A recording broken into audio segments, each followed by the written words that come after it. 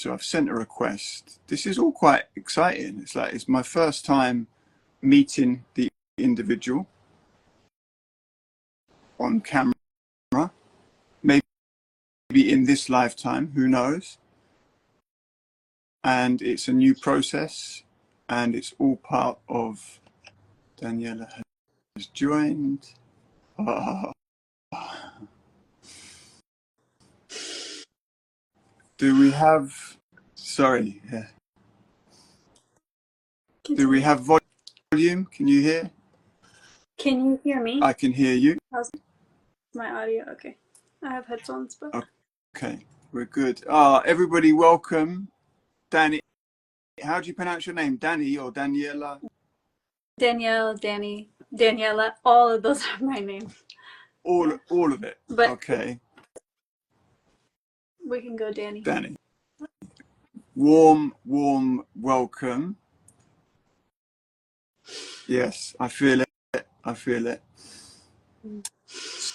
So I kind of set the scene, just I gave a brief, the little that I know about you, and I wanted to play with, so I think you've mentioned prior how the fasting world is quite a masculine space. Not to say that feminine females don't get involved, but the depths of fasting is quite a masculine space. And I found your story refreshing because of the depths that you have gone to. So yeah, tell us a little bit about yourself and why you got into the fasting world, why you started to fast. Okay, well, I mean, it just happened naturally, you know? Like, progressively, my diet was getting cleaner and cleaner and cleaner, and then at some point it was like, I want to go all fruit, you know? And then it was like, I want to go just fruit juice, just vegetable juice, just water, just dry.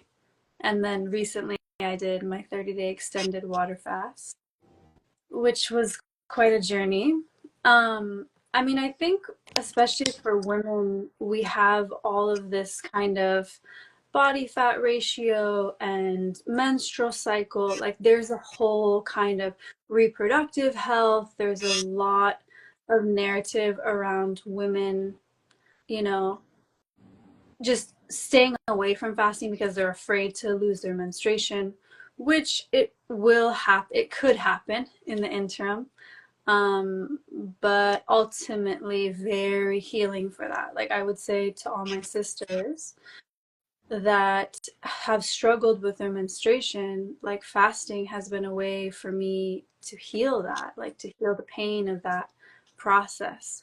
So yeah, I mean, I see why it can feel a little bit daunting, but at the end of the day, it's like when you're fasting, you're not losing anything you're meant to keep, you know?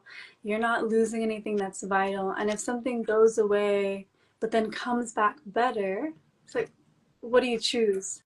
You know, to have something renewed, which is what fasting has given me in my practice. So, yeah, and I'm always kind of playing with like, okay, how do I come into the fasting um, reality in a balanced way? Like I'm 6 days on my water fast right now. You're deep on your water fast right now, and it's you know, it's a My constant. days don't count now. I'm like, you're in the hard bit.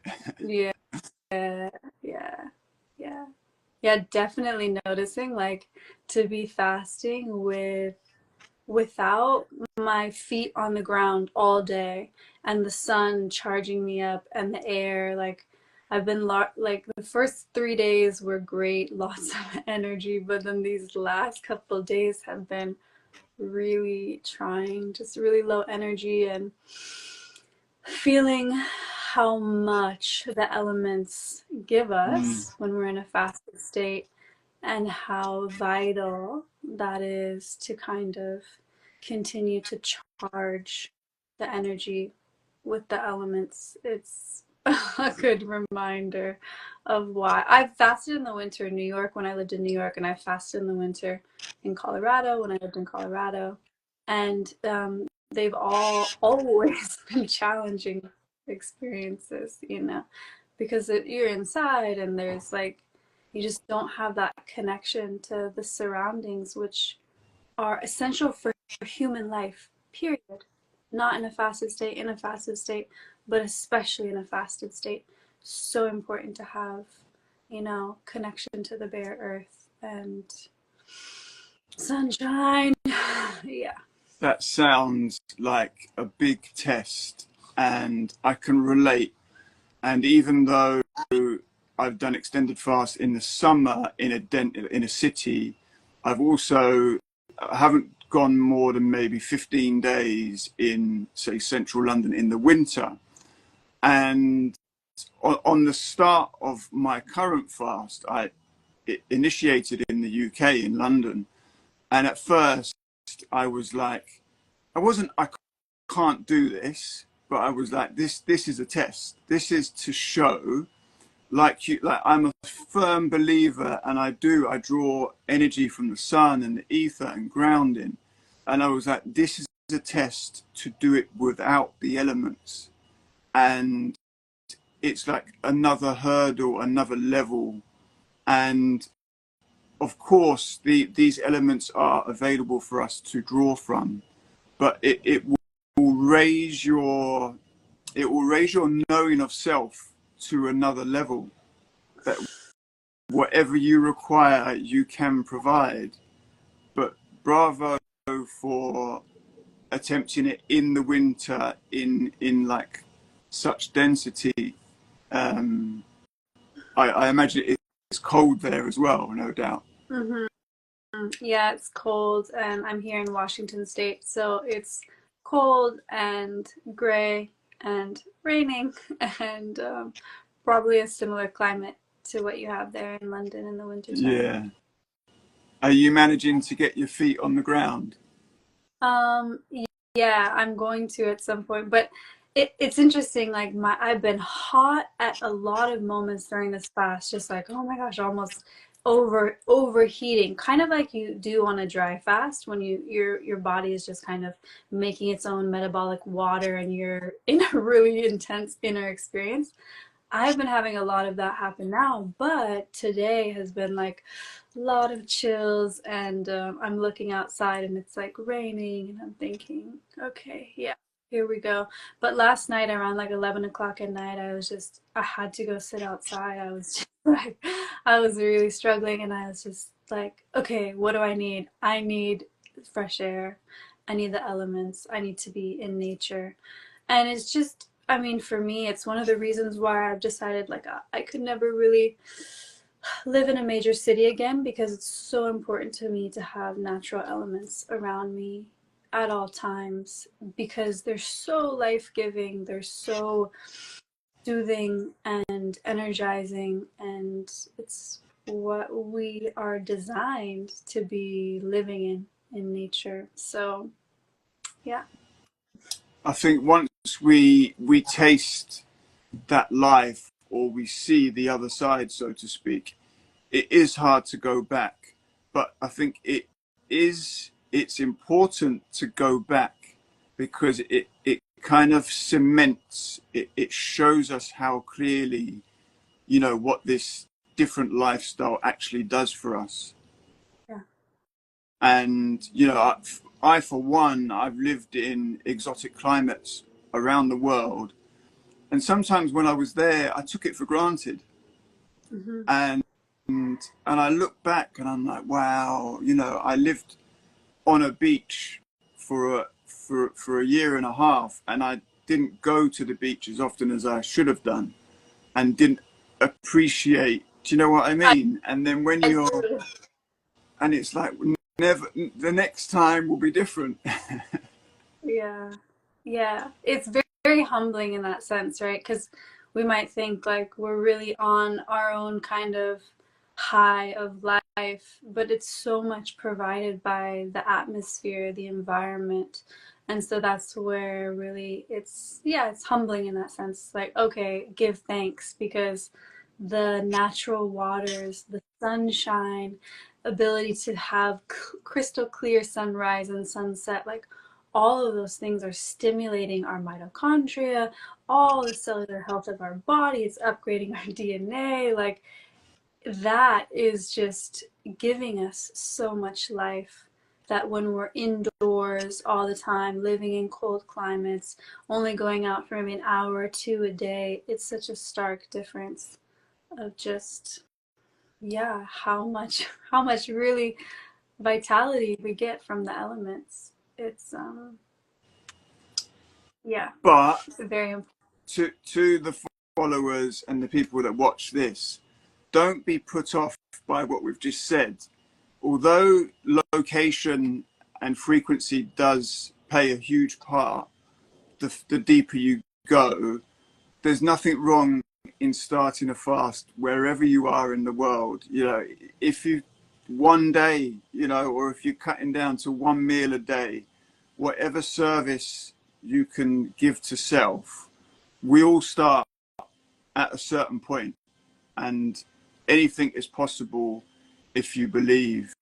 And it certainly, it wouldn't be detrimental to you to do a 3 or 4 or 5 day fast wherever you are in the world. Um, but you certainly, you get more from it if you are surrounded by nature. And we've all, maybe we'll touch more on about our daily routine when we fast, because in my eyes, when you remain active, you get some benefits from the fast, but it's different. When you take when you completely block the time out, your fast is, again, it's a different dimension. Can you share with us your experience along those? Yeah, when I did my 30-day fast, I blocked everything out. Like, that was I was preparing my life for like 6 months to be able to just, this is the 30 days. I'm not working. I'm not doing anything. I'm not obligated to my phone. I told everyone for 30 days I'm not going to be available. And I carved out that space just to go deeply within. And yeah, like the first 3 days of this fast, I was extremely active, like maintaining everything as normal, but then it kind of catapulted me into the last couple of days of just needing to be really resting. And yeah, like you said, I think when you give full space to the fast, just to unfold as you need in the moment, you can't control that. And whenever you're trying to control or trying to maintain your energy or trying anything, you're kind of asserting your will on the very process itself. So it can be limiting in that sense. And I think both are beautiful. I think, as you just beautifully said, if you just have a week and you kind of still have to maintain life, you're still going to get immense benefit. Like, there's not one fast that I've ever done that I've ever regretted doing, you know, hard, easy, whatever the case may have been over the last 7, 8 years that I've been fasting. It's that you just get to go to depths when you get to fully surrender and fully let go and not have to maintain any part of your connection to reality if you don't want to, if it doesn't feel natural. So yeah, and my normal schedule kind of now has just been, the last couple of days I've been resting, but I do, like, on this shorter, I'm gonna just do a shorter fast this time. Like, I've been doing my red light sauna, which has been helping me, I think, keep everything kind of warm and going. And I've been trying to walk out in nature, not exercising vigorously, but just walking. That felt right to my body.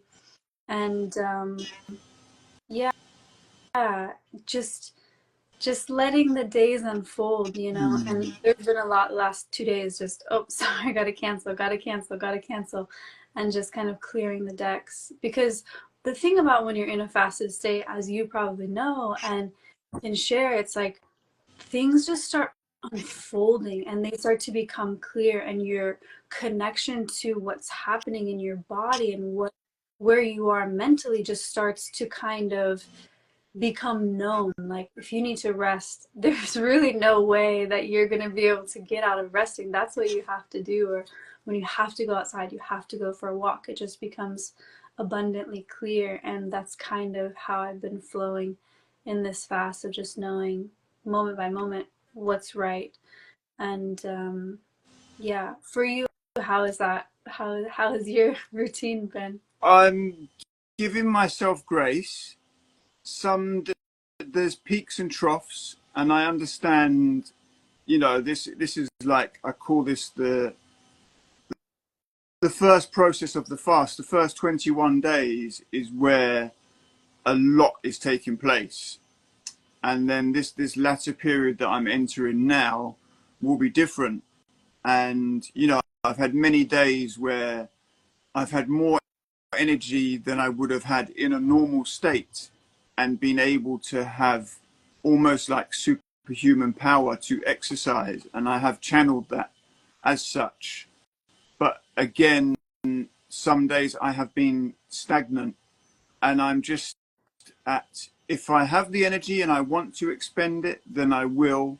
Sometimes I will sit and channel it into something, or cultivate it. It's so, do you know what, you said something about there's never a fast that you've regretted, but I bet there is a meal that you have regretted. Probably for sure. And in this process for me, I went a few days of perhaps grieving food, and, and I had a fixation with wanting to see food. And it passed after like 2 or 3 days, but it stirred up a lot of regrets, a lot of meals that I regretted eating. It was like, wow, that was, I think when we eat, especially certain foods, we're almost like borrowing time from the future. That's the way I see it. And it's a very mindful process that I've had the time and space to sit with. And I am so grateful to have the space. I'm around a family member, my sister, but she's not always here, so I have a lot of time. And I have spent quite a lot of time on social media because I felt that this fast was important to share, and I have struggled with that, but I'm adamant that this is the right thing to do. But I have also, I certainly have enough time to go within as well, because I've allowed myself with not much else to do. Mm-hmm. So it is probably one of the most stagnant and giving times of my life. But by removing and ceasing certain things without, sometimes we think to benefit ourselves we need to add, and it's that art of removing and cutting things out. And the more you cut down on certain things, it's like, oh, I could just cut that out as well, or that could go. And then you see how far, how simplified things become. And it's a beautiful place to experience. And although this is just in maybe for a set time period, it's a taste of, what it's a taste of an extreme, but it helps us to then find a balance. Yeah. And that's the beauty of it. Yeah. Yeah, and I really feel like we're kind of in extreme times where the density is so thick. And so it seems like fasting is kind of an extreme, but it's just the swing of the pendulum of deep density in our cultural kind of way, and to cut through that, you know, to cut through our relationship to food, to cut through our relationship to some of these external sources that are really draining us at a deep level, and start to gain that connection to what is real within us, you know, and how much food do we really need. We're mostly 3 meals a day, and definitely 3 cooked meals a day is excess. It's not, if you think about it, our pancreatic function only has enough enzymes to break down about 1 cooked meal a day at maximum. You know, raw foods contain their own enzymes, they're more easily digested, but 1 cooked meal a day is about all your pancreas can really do and be functioning properly, you know. So 3 cooked meals a day, which is what most people are, a lot of people are eating, is just borrowing the energy, Mm. you know, drastically from the next day and the next day and the next day. And then we wonder why we need coffee, we need stimulants just to feel energized. But getting on something like, you know, just let's just say a balanced approach, maybe 1 raw meal a day, 1 cooked meal a day, 2 meals per day at a maximum. You're just living a normal life. You have so much energy and so much vitality, you know. I mean, that's just to stay in the middle ground. Or you could go all raw, maybe you'll have even more energy. But even if you were just doing 1 raw meal, 1 cooked, that would give an immense amount of energy back to the body, back to the mental faculties. You're not just using all your daily energy to digest food. We are so much more than that, you know, as beings. And we were touching on this the other day, but this noble quality of the human really gets to come forward when we do things like remove, unplug, remove, Mm. return ourselves to the natural way. Then we really get to see the clarity, the, you know, the sight that we're supposed to have, that is ours by birthright, but we're just all the time, I don't know, we're all the time creating more veils. There's already enough veils out there. We're only adding to the difficulty to understand the truth when we do it through our consumption, especially with food. There's so many statistics out there, and I don't know how true they are because I guess they're not, they can't be proved. But I've heard one surrounding, for every day you fast, you're adding an hour to your life, Mm. something along those lines. But this is not something I've heard. This is something that just came to my mind. I liken it to the analogy of a car, the system of a car. And I was explaining this to my daughter. So if you had a car in a garage, and nice car, it's full of, you know, the correct fuel and oil, and it's well maintained, ready to go, and you only use that car once a week, and then you put it back in the garage and you washed it and you cleaned it and you serviced it, that car would probably last for hundreds of years. Whereas if that same car was used every day and driven at 100 miles per hour per day, Mm-hmm. its lifespan would decrease to probably 10 years. Mm-hmm. And I really like, you know, that as an illustration to you know, ride home to people that we do overuse our digestive system. Yeah. And, you know, even in my short lifespan, I've watched how, you know, there's been an increase in variety of so-called foods and fusions and flavors. It's really developed, and it's got mankind fixated on food, and it's an epidemic. It really is, and you know what? I was part of it, and I'm grateful to be out and on the other side and able to observe. Um, and it's such a great place to be. And it's not that I feel that I am holier than thou or greater than. It's it's humble. It is a sacrifice. It is a sacrifice because it would be easy to go and yeah, it would be easy to go and defile the body. But when you say it like that, it's not a choice anymore. Yeah. So There, it, hmm. in between fasting, what is your nutrition like? Could you share with us? Yeah. Well, lately I've been eating like a couple of, like, let's say 2 pieces of fruit in the morning. And then I've been eating 2 meals a day, and then I've been having a salad.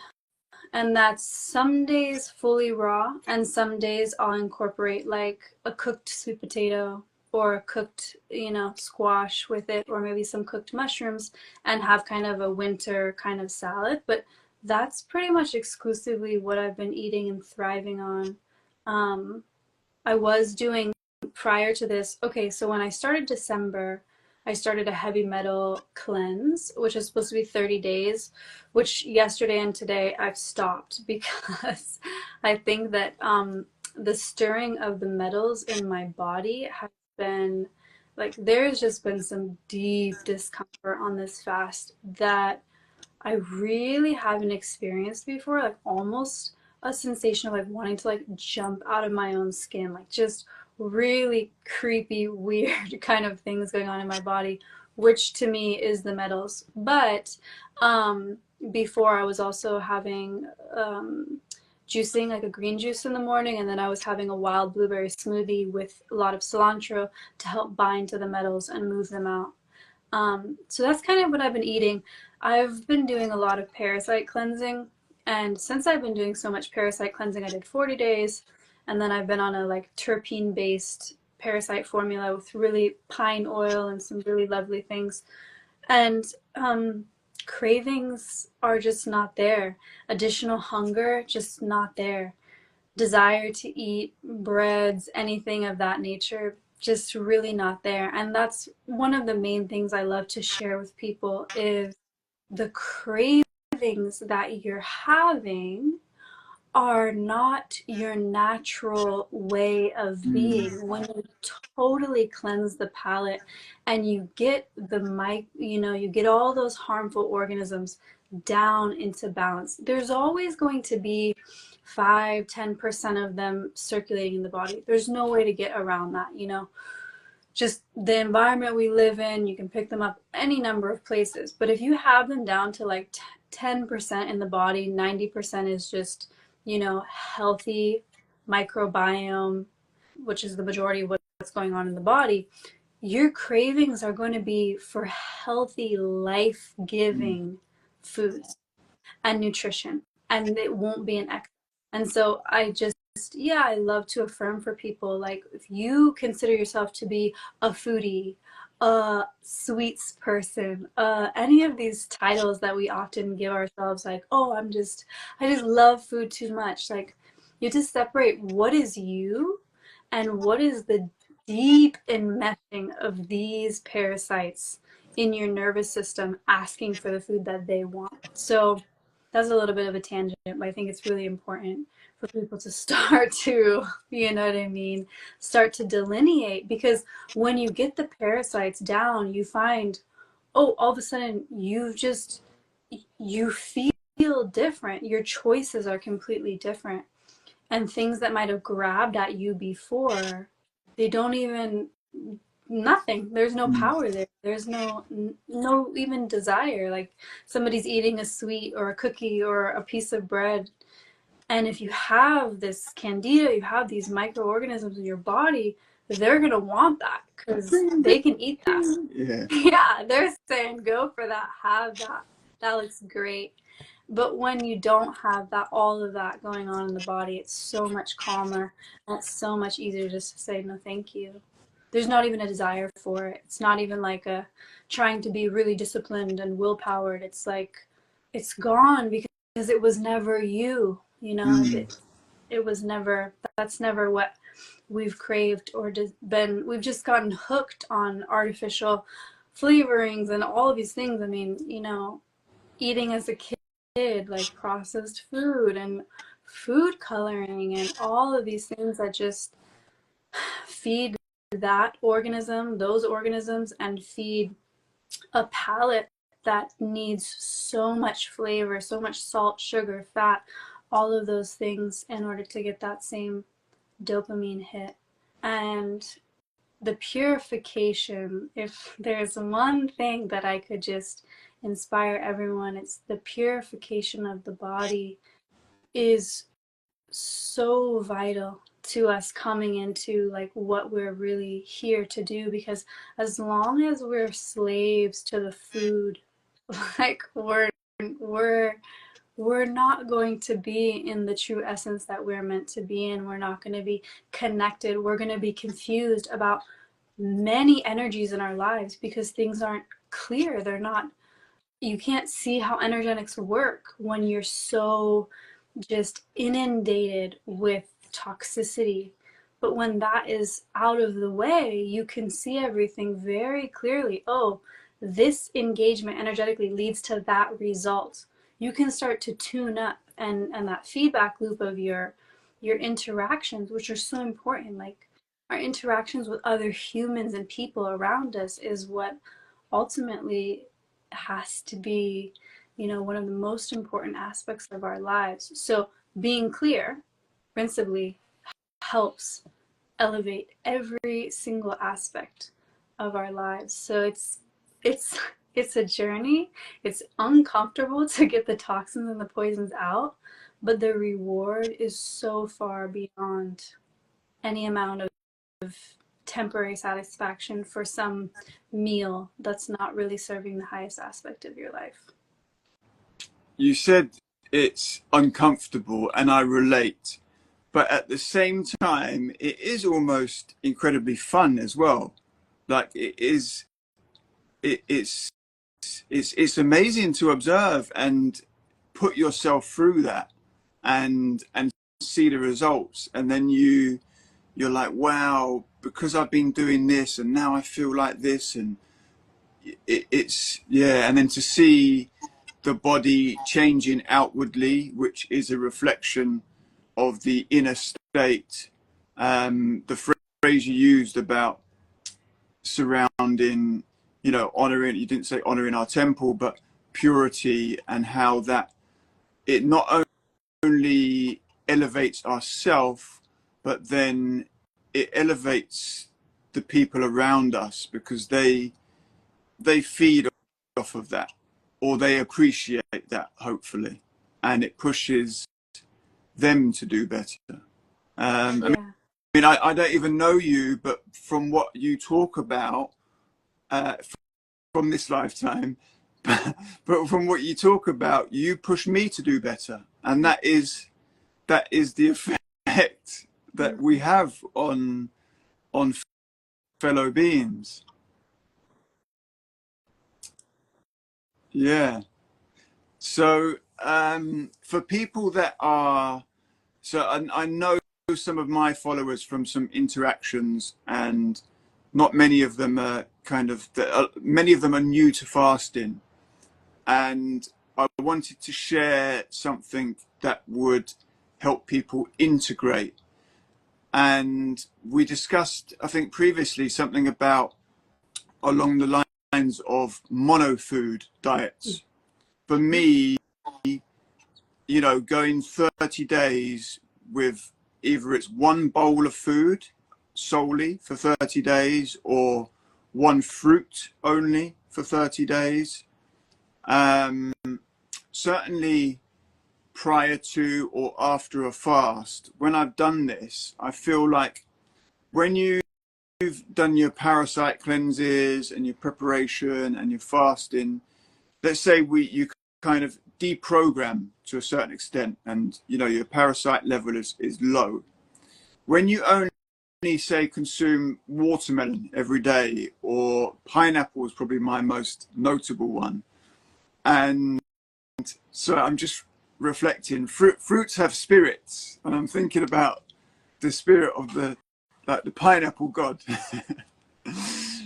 um, but you then so once you've deprogrammed and you're only eating one food, you then don't crave anything else. You're then just looking forward to that one food the next day and the next day and the next day. I did well done, sincerely Yeah. trading, whatever. Yeah, amazing. Well done. That is, it brings me joy to like see things like that. So what are your thoughts on like mono foods and surrounding deprogramming? Yeah, I love that. I've done many, also like many juice um, cleanses, like just orange juice. Done a lot of just simple fruit and green juice for, days and days and days. And I think it's so vital to bridge the gap because you still have some energy, but you start to really tune up all the interconnections and you start to really gain some of that beautiful fasting clarity. So, yes, definitely. And I think that's kind of the natural progression. Mm, Like when people are like, I want to get into fasting, it's like, okay, so there's steps. yeah, And one of them, I think, is doing something like a mono fruit, or green juice. If you do like green juice, that's not going to detox you as fast as fruits will because green juice is more of like a building block. And then doing something like fruit only, fruits are the highest detoxifying food. They're full of minerals, but they also start pulling things out of the body, um, especially like grapes and citrus and stuff like that, or just doing grapes. watermelon. Yeah, deeply hydrating. Watermelon's an amazing fast. Love a watermelon fast. So yeah, I mean, I think that's a great way to inch in. And then I think it's important, like you want to embark, maybe do the fruit fast, and then maybe you want to play with just one day on water because you're kind of there and you're kind of ready, and then just do one day on water, Mm, and start to like as we're the fasting block is in the mind. It's that we're gonna go through maybe moments of discomfort or whatever, but building that fasting muscle, and just incrementally starting to increase your mental process on it. Do one day, then do 2 days, then do 3 days, then do 5 days, then do 7 days, and build up, like just jumping in and doing a long extended fast. I don't recommend. I don't no. recommend. Yeah. Yeah, I think we all started small. I I know people that have gone, they've jumped in at the deep end and it has worked. But I think the importance on giving yourself grace and the slower we go, like I guess I've been fasting only for 7 years. And the amount of times that I was so pure and then I went back and I binged. And it's nice to be in a position now, like going forward, to be able to help people not have those same relapses. And that's something I feel passionately about. That it could be so much easier. And the people that are just starting out as well, when you start to practice something, I mean, this goes in business, in life, in everything. 10 minutes a day, half an hour a day, an hour a day. Fasting's a bit different because the time scales are a bit longer, but you get better at it. It becomes easy. And when you really understand that, it's like, wow, so do one day this week. If you wanted to do it in a fast track manner, I could do 2 days next week and 3 days the week after. You can set your own speed, whatever you're comfortable with.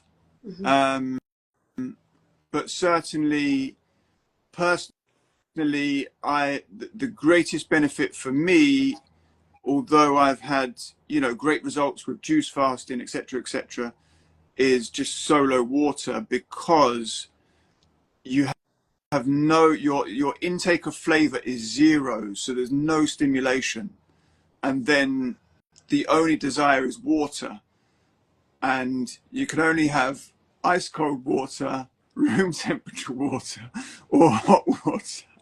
Mm-hmm. So you're a bit limited. Yeah. But you still have choices. Yeah, so interesting. Do you want to talk about that? There's a lot of confusion in the fasting world about what kind of water, are you adding things to the water? I hear a lot of herbal teas, black coffee. Like, there's a lot of people that are just kind of going for the fast, like from like a keto mindset, or like wanting to get into ketosis, and that's kind of like the main goal. Here we Um, go. How picky does it get with the water? Thank you. I am Paul. Yes, brother. Picky. So, firstly, there are no rules. This is not. It's not an organization or a religion or a cult. Fasting is personal, and Mm, we make our own rules, and we're guided by, I guess, what we see and hear from other people, but our own intuition. And if somebody said they want to fast on herbal teas for a month, I would say, great, do it. And I've done that. And yeah, and that could be highly beneficial. It depends what levels you want to go to. And certainly for me, I bought my first water distiller 7 years ago. And I bought a TDS tester, total dissolved solids, and a pH. And I did extensive experiments with all kinds of, spring water, purified water, tap water, distilled, not distilled, stored in copper. Although it feels nice, my father's Scottish, and to go to the Highlands of Scotland in the mountain and to, drink mineral water coming from the mountains, the feeling, and you do feel alive from that. But it does hold as much mineral content as it does hold. It holds inorganic minerals that the body can't assimilate. So when we use distilled water, which is not found in nature necessarily, arguably, it has to go through, the vaporization process. Distilled water holds zero minerals. So it holds no mineral benefit. And then people are like, do you add salt to it, or do you restructure it? And I've tried, the ionized water, the Kangen water, and they have a feeling, and they do give a sense of life and structure. But when you drink distilled, firstly, the density is different, and you get a feeling of, okay, it's just pure. And that it's hydrating the cells. It's not giving your digestive system anything to do, because it doesn't have to decompart, doesn't have to extract any waste and send any positive matter into the cells. It just does nothing. So it's purely a process to keep the levels topped up. But I think the more you play with fasting, again, when I first started fasting, I would drink a gallon, as the Americans would say, or 4 liters of water a day. But I knew that in that initial journey, I was flushing and I was exercising a lot, and it served me well. Now I'm down to about a liter. and some days I've gone dry. I don't know when, but I feel a call in at some point soon to go completely dry during this fast. Like, I'm in so deep, it's like, let's incorporate some dry in here. And whether it be in a few days or further down the line, I'm going to switch to dry. But you become so in tune with your body, you know when you're hydrated. And with the looping, you are retaining. So I was explaining to my sister the other day that I hardly sweat at all now. So it's like we're retaining, you start to retain, 90% of your fluids. So there isn't much requirement for, external hydration. And plus, depending on location, but if you was to live in the rainforest, you have the vapor from the air, which is hydrating, high moisture levels in the air, and again in the mountainous regions. But yeah, from my perspective, distilled, because it holds zero impurities. Yeah, I'm right there with you. Like, I think distilled water, fasting on distilled water is the closest that you can get to a dry fast, which is where the body's making its own metabolic water and you're really digging everything up. It's the quicker that the body deconstructs itself. So distilled water is right there. And then something like spring water would be right here. And then something like, a mix of both, maybe incorporating like herbal teas and that kind of thing. I don't know really where people are on the drinking black coffee with. I think that's really hard on the body. The body's already going through a lot. And then to put a really intense stimulant into your body while you're water fasting, I just don't recommend. I don't know. Everyone has their own opinion, but that's not for me. So that's kind of the way that I see it. I see distilled as the deepest that you can possibly go on a water fast.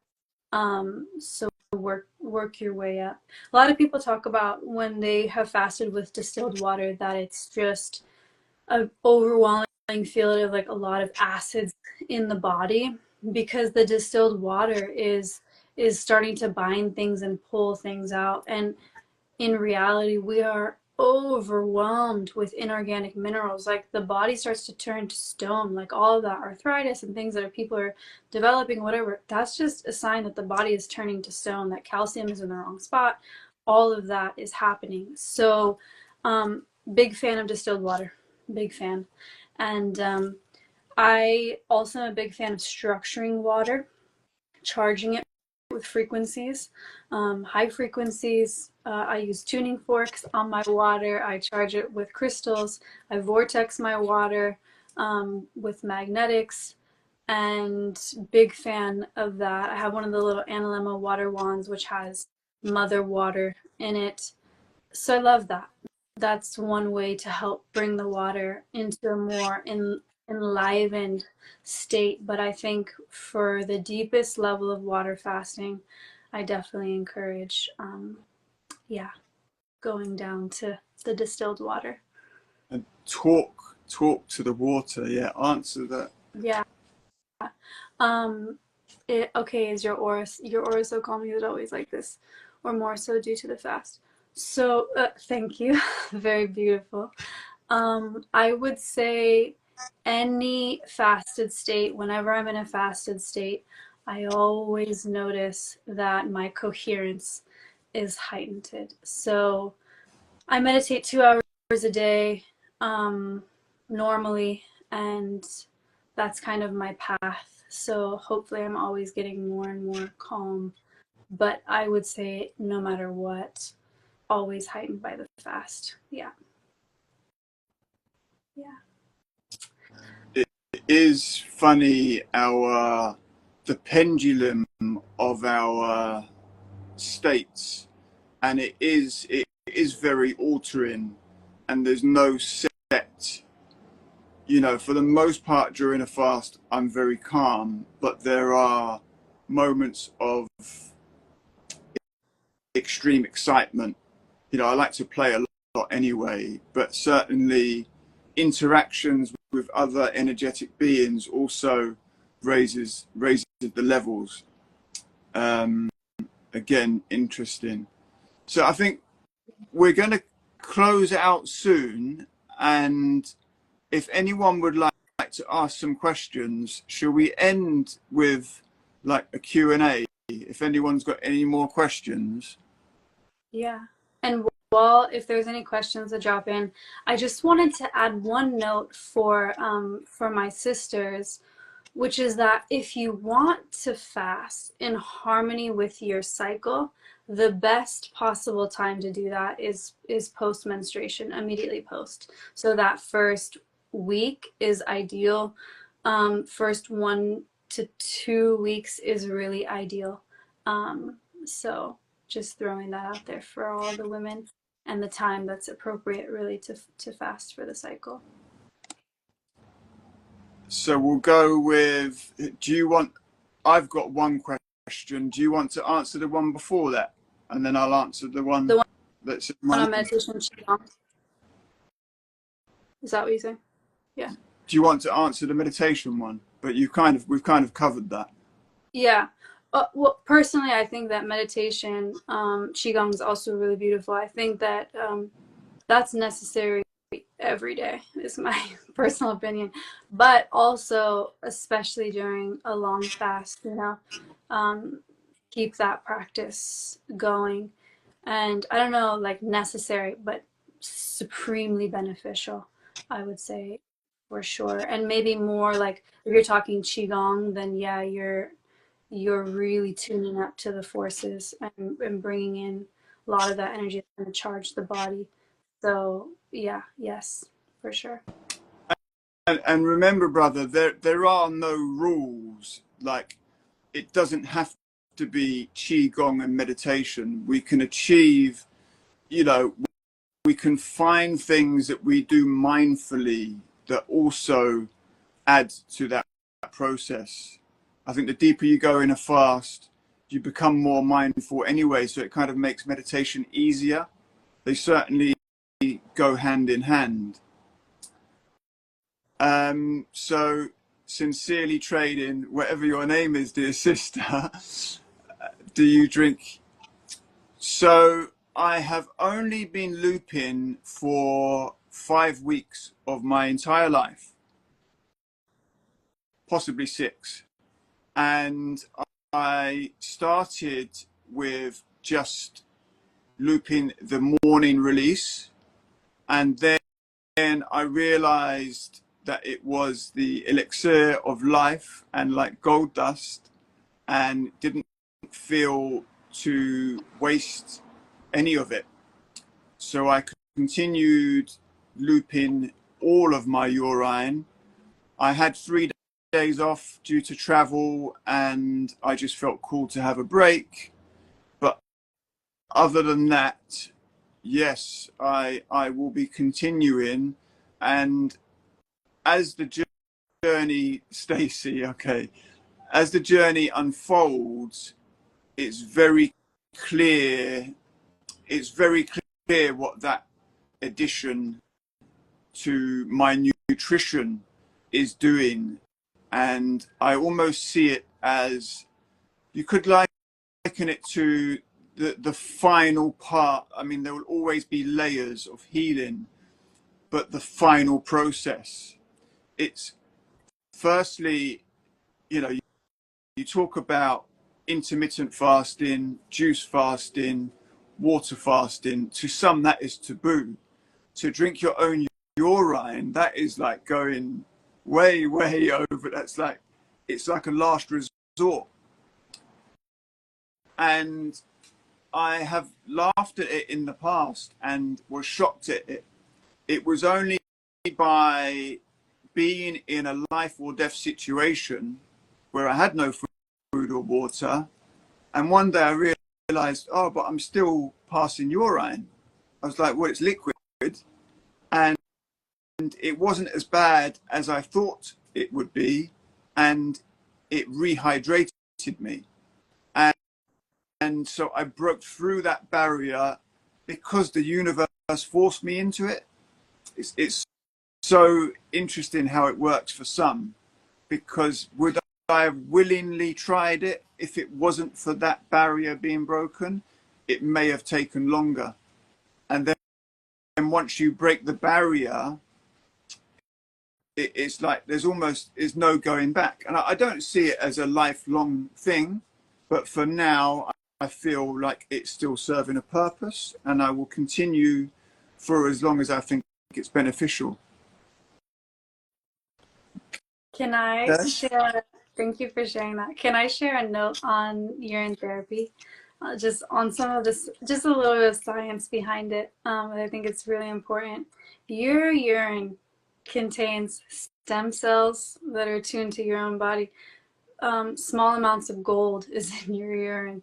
It's antibacterial, antifungal, antiseptic.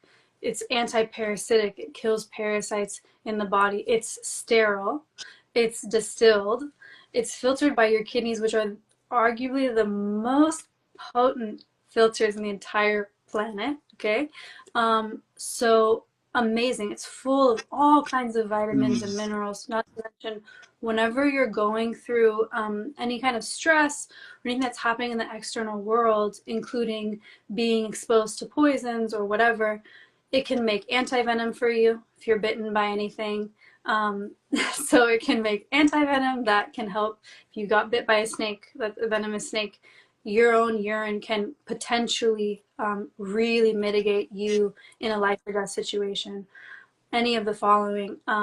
It also has creatine. It has tons of vitamins, tons of minerals.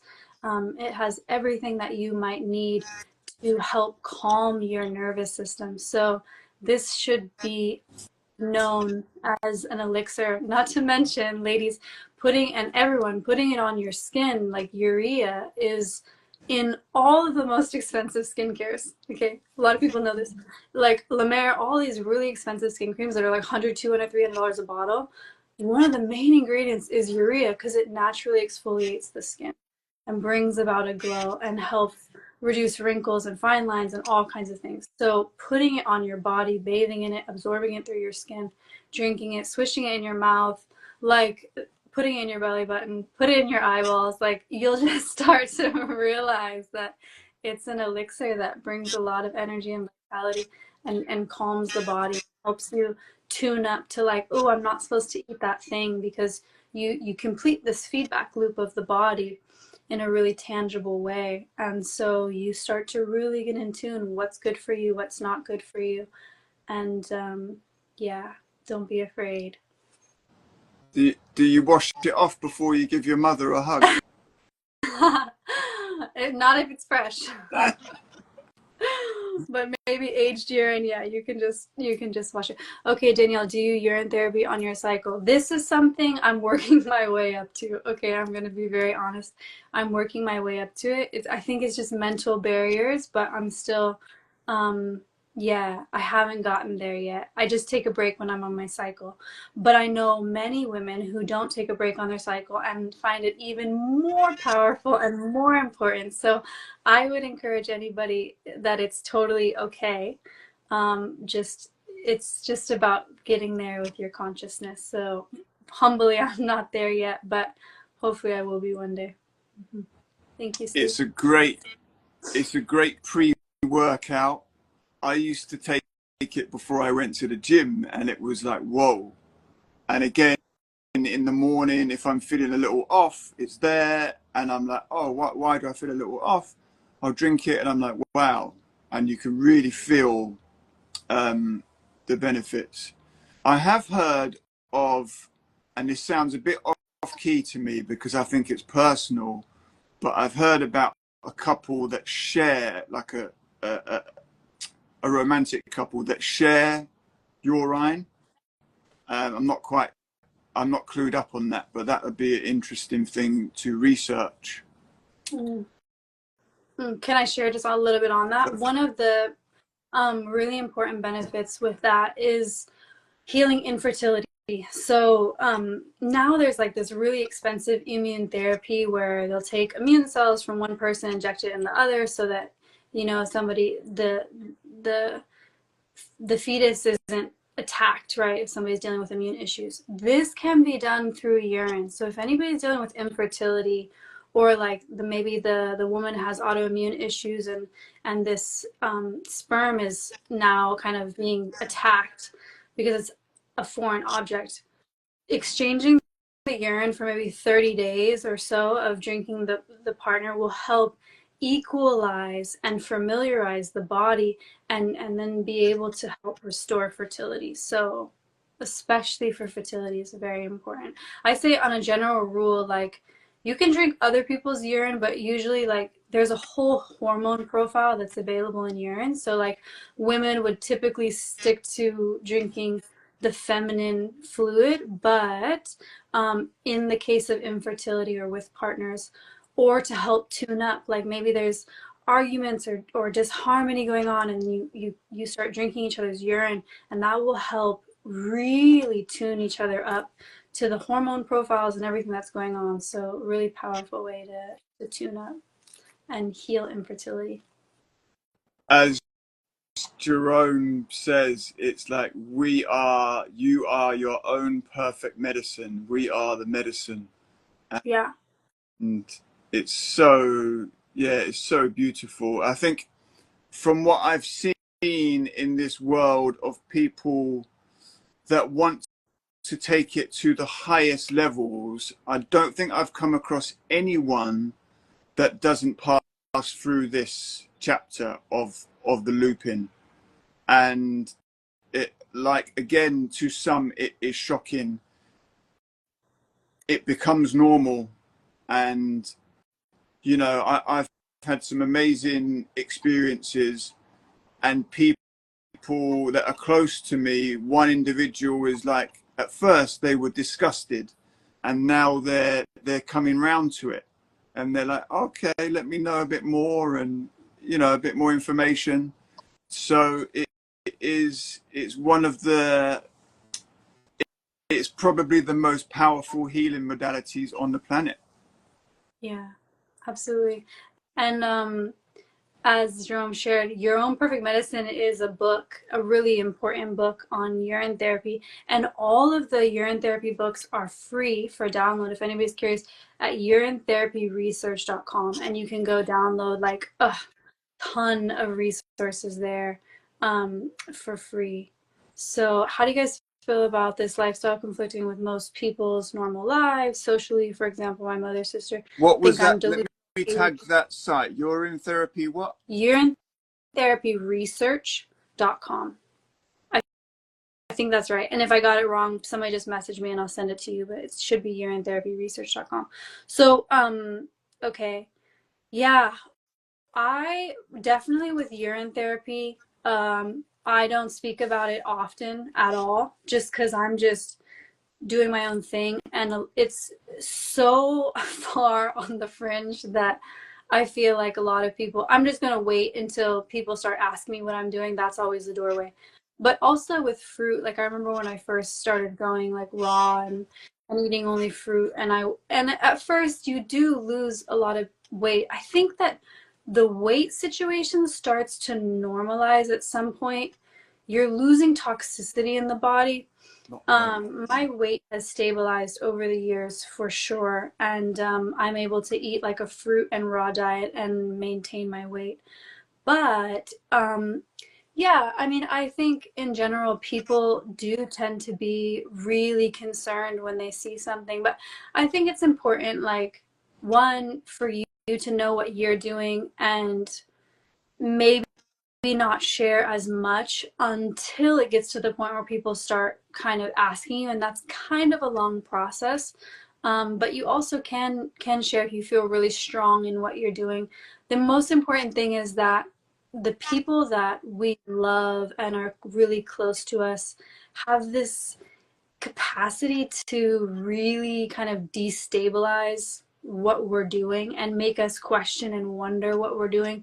So if you don't feel you're at that strong of a place where you can hear kind of all of the negativity coming back, because what you're up against is people's own fear, people's own limitations of their own mindset, and people being confronted with feeling like they have to change their reality and being really locked into not wanting to make change. So I say share if you feel called to share, and also I feel like sometimes there's this feeling of responsibility, like when we're feeling so good, we want to share what we're doing with others. But when people start to ask, there is a natural doorway, a natural pathway that their consciousness is then ready. And if you can wait for that moment, it's usually the sweetest. I don't know, Agape, what do you think? Do not cast pearls before swine, but wait for the invitation. And brother, what you said, I will touch. I feel you on, you know, family and what other people think. We're so used to seeing society, 95% of society have an inflamed face. And the minute you start to lose weight, they're like, oh, you're sick. No, this is how we should look. And, you know, I have a mother and I have 6 children. I have a sister, a twin sister I'm very connected with. And many of them showed, you know, huge concern. They were attached to the poisonous version of me, the old person. And they're grieving because they're like, well, you looked well then. And you know what? Sometimes when I was drinking alcohol and sniffing cocaine, I don't know how I managed to do it, but I managed to look quite healthy.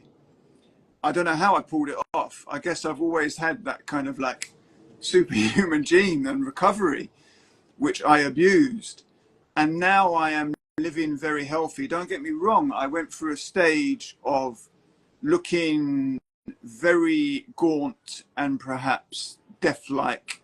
And it was a death. It was layers stripping back. And I had to, you know, people that I love, I wouldn't let them see me, as in I would make sure I didn't interact with them for sometimes weeks at a time. So they didn't see me during that process because I didn't want, you, you know, the worry. And I've had to have some huge talks with my family about, you know, the worry aspect of things. So it's important to be mindful because we don't want people to worry about us, especially if we are in control of our journey and we know what we're doing. But that energy, I mean, it lowers their vibration and it affects our aura as well.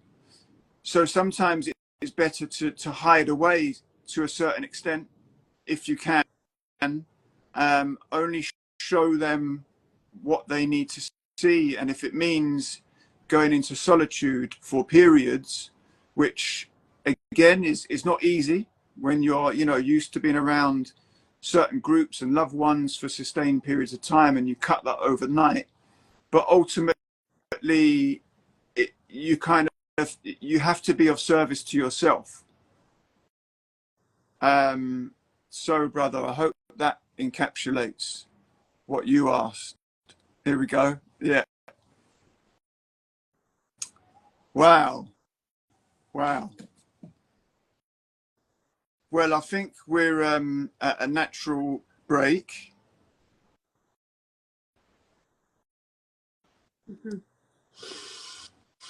Mm-hmm. So good to connect. No, thank you so much for your space that you hold so well, and it's a real gift. Yes.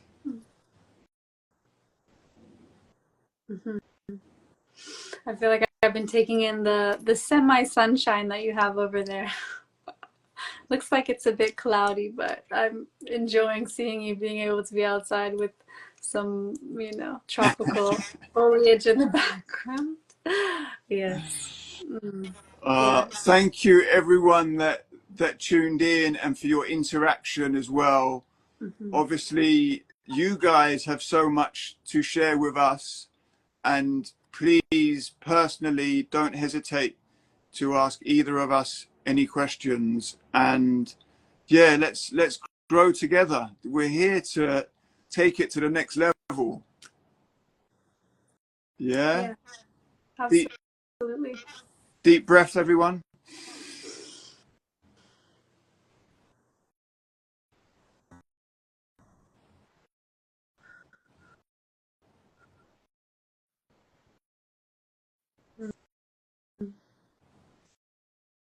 All right. Meta, meta, meta. Bye. Right, let's save this. Yeah, save it, please. Yeah. Okay. I'll be. Let me take my time. Yeah. Okay, I'm gonna get off.